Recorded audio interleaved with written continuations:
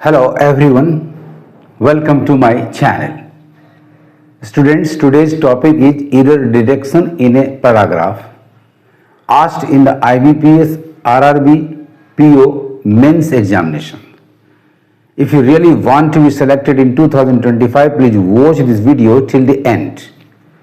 तो आइए टॉपिक शुरू करने के पहले इस वीडियो को लाइक कर ले, मेरे चैनल को सब्सक्राइब कर दे, साथ साथ बेल आइकन को प्रेस कर दे ताकि आपको लेटेस्ट नोटिफिकेशंस मिलते रहे। Let's start. आज के इस सवाल में you are given a paragraph which contains 5 sentences. आपको करना क्या है, तो ढूंढना है कि इस पैराग्राफ में कितने एरर्स हैं। यदि 1 एरर हो तो ऑप्शन नंबर ए आपका आंसर होगा। 2 के लिए ऑप्शन नंबर बी, 3 एरर्स के लिए option number C and maximum 4 errors मिल सकते हैं तो उसके लिए ऑप्शन नंबर डी। हो सकता है पैराग्राफ बिल्कुल एरर फ्री हो, कोई एरर्स ना हो, उसके लिए option number E, no errors. तो let's break down the given paragraph sentence by sentence in order to identify the common errors. तो फर्स्ट सेंटेंस आपका है, उसे देखें। Russia's geopolitical pivot to Asia, particularly in light of global shifts, marks a strategic realignment with key regional players, especially India. Students, first line में जो word to है Asia के पहले, ये क्या है? तो टू ऑल्सो का अर्थ देता है, यानी ये पर्सन्स या वर्ब या एडजेक्टिव या एडवर्ब को स्ट्रेस करता है in the sense of also. Persons को स्ट्रेस करे तो फिर ये एडजेक्टिव होगा। वर्ब या एडवर्ब को यदि स्ट्रेस करता हो, एडजेक्टिव को स्ट्रेस करता हो तो फिर ये एडवर्ब होगा, यानी अर्थ होगा इसका ऑल्सो। यहां ऑल्सो का अर्थ नहीं आ रहा है। दूसरा, ये एक एडवर्ब होगा जिसे हमेशा बिफोर एन एडजेक्टिव और एन एडवर्ब लाया जाएगा इन the sense of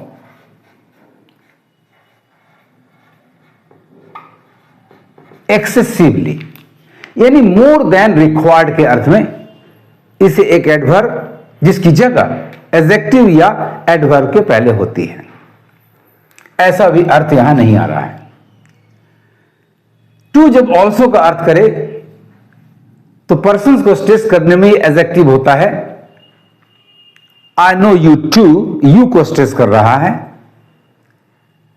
he played too, verb को स्ट्रेस कर रहा है, यानी एडवर्ब है। इसी तरह से एडजेक्टिव एडवर्ब को भी ये स्ट्रेस करेगा तो फिर एडवर्ब होगा। जब इसका अर्थ एडवर्ब के रूप में एक्सेसिवली मोर देन रिक्वायर्ड का होगा तो ये हमेशा एडजेक्टिव या एडवर्ब के पहले आएगा। For example, she is too weak to walk, adjective को मॉडिफाई कर रहा है in the sense of excessively. His performance, he performed too badly to qualify the test. यहां एडवर्ब बैडली को ये मॉडिफाई कर रहा है in the sense of excessively. ऐसा कोई अर्थ माय डियर स्टूडेंट्स एशिया के पहले टू नहीं दे रहा है। इस टू का प्रयोग सीधे नाउन के पहले हम नहीं करते। अनकाउंटेबल नाउन हो तो टू मच, फिर एक्सेसिवली का ही अर्थ होता है। He has too much pain, जरूरत से ज्यादा बर्दाश्त नहीं हो सकता। काउंटेबल नाउन हो तो प्लूरल के पहले मेनी लाकर इसे लाया जाता। टू मेनी गेस्ट्स, जरूरत से ज्यादा मेहमान। इसका मतलब ये गलत है। और इसे रिप्लेस करना होगा। अब देखिए क्या अर्थ आ रहा है, रशियाज जियोपॉलिटिकल पाइवोट टू, यानी मोशन टुवर्ड्स का सेंस दे रहा है, टू एशिया, मोशन टुवर्ड्स के लिए प्रीपोजिशन टू, टीओ की जरूरत पड़ती है, यानी इसे रिप्लेस करके हमें प्रीपोजिशन टू लाना होगा। तो स्टूडेंट्स, इस टू को यहां गलत तरीके से प्रयोग में लाया गया है, इसके जगह प्रीपोजिशन टू का प्रयोग होना चाहिए, तो फिर आपका सेंटेंस बिल्कुल करेक्ट होगा।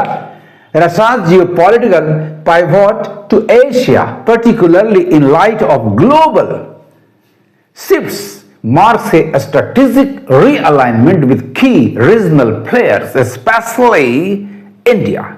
अब आते हैं सेंटेंस नंबर 2 पर। सेंटेंस नंबर 2 है strengthen ties with India offers.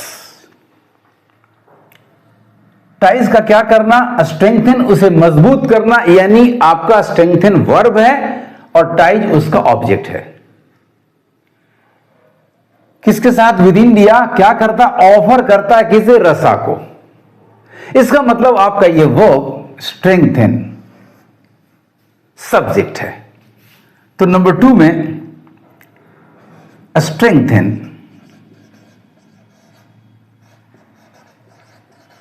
एक वर्ब है। जब भी ये वर्ब सब्जेक्ट हो, यानी वर्बल सब्जेक्ट, जब भी कोई वर्ब सब्जेक्ट बने, यानी आपके सेंटेंस का सब्जेक्ट वर्बल हो, तो फिर उसे होना चाहिए आइदर इन्फिनिटिव, यानी टू स्ट्रेंथन, और एक जीरंड, यानी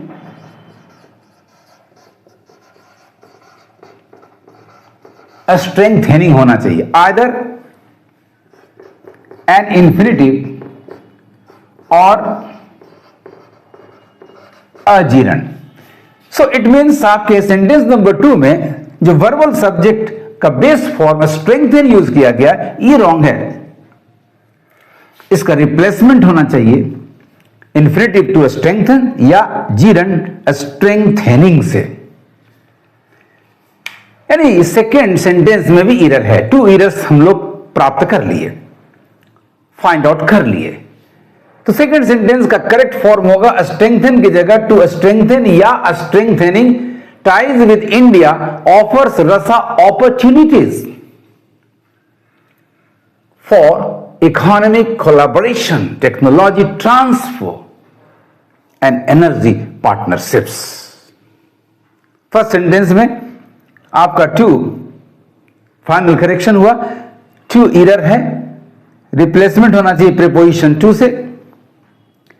सेकंड सेंटेंस में स्ट्रेंथन वर्ब है, base form, base form verb का कभी सब्जेक्ट नहीं होगा, उसे either infinitive 2 plus main verb 1 और gerund, that is main verb number 4 present participle वाला रूप चाहिए, जिसे हम जीरंड कहते हैं जब ये नाउन की तरह एक्ट करता है।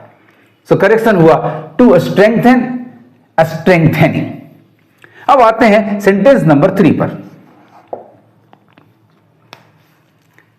दिस पाइवॉट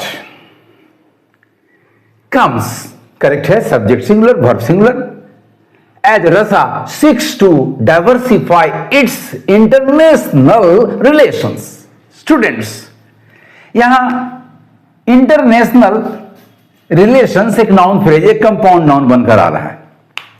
नाउन के पहले IT अपॉस्ट्रोफी S, यानी इट इज या इट हैज का कॉन्ट्रैक्शन नहीं चाहिए, एक पजेसिव ITS इट्स चाहिए, इसका अपना ऐसा वर्ड चाहिए। यानी नंबर 3 में आपका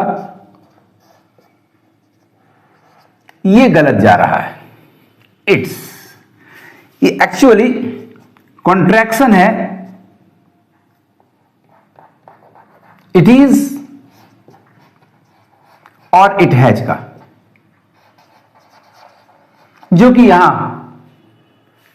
यूजलेस है।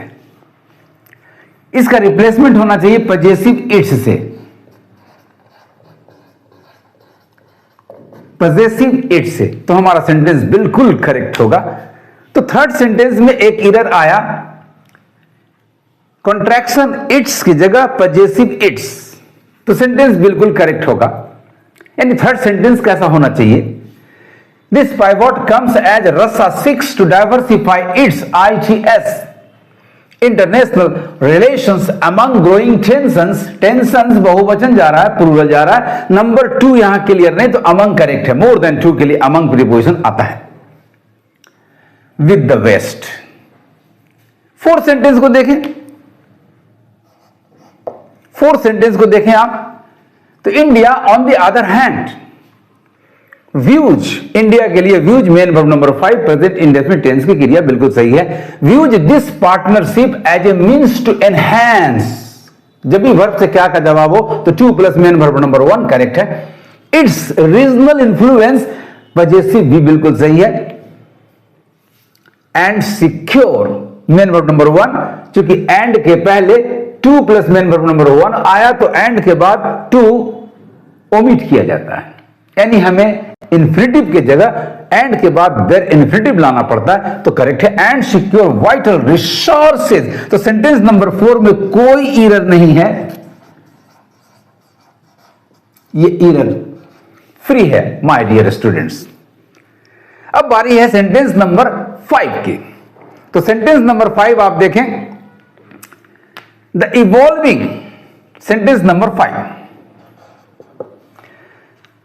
the evolving dynamics among the two, preposition among की भूमिका देखें और उसके ऑब्जेक्ट को देखिए, 2 nations।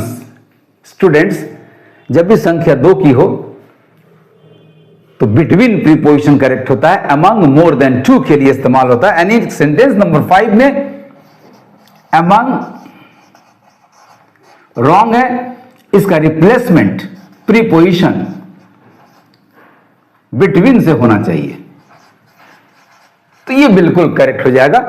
The evolving dynamics between, among के जगह पर between the 2 nations under score,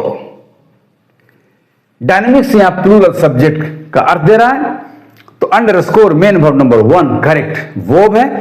the importance of the role in shaping Asia's geopolitical landscape. In this way this paragraph contains 4 errors. So आपका आंसर होगा नंबर D, 4 errors. Others are easily eliminated. Final correction क्या हुआ? तो sentence number 1, रसा geopolitical pivot TOO2 को replace करेंगे preposition 2 से, TO से। सेकेंड सेंटेंस आपका strengthen ties, strengthen verbal subject नहीं होगा, इसके जगह पर टू स्ट्रेंथन यानी मेन वर्ब नंबर 1 के साथ 2 लगाना होगा, इन्फिनिटिव लाना होगा या जीरन कर देना होगा, स्ट्रेंथनिंग। सेंटेंस नंबर 3 में कॉन्ट्रैक्शन इट्स के जगह पर पजेसिव इट्स लाना होगा। Sentence number 4 is correct. Sentence number 5 में प्रीपोजिशन अमंग गलत जा रहा है, इसके जगह पर बिटवीन लाना होगा। तो पैराग्राफ जो करेक्ट हुआ वो इस तरह से होगा, Russia's geopolitical pivot to Asia particularly in light of global shifts marks a strategic realignment with key regional players, especially India. Strengthening yet to strengthen ties with India offers Rasa opportunities for economic collaboration, technology transfer, and energy partnerships. Third sentence, this pivot comes as Rasa seeks to diversify its ITS international relations among growing tensions with the West. Sentence number 4 is correct. India, on the other hand, views this partnership as a means to enhance its regional influence and secure vital resources. Sentence number 5, the evolving dynamics among के जगह between, the evolving dynamics between the two nations underscore the importance of their role in shaping Asia's geopolitical landscape. Thus, if you have a profound knowledge of English grammar and a good sense of comprehension, you can easily tackle such questions as this one. Paragraph में 4 गलतियां। आपको मेरा तरीका, मेरे methods कैसे लगे comment करें।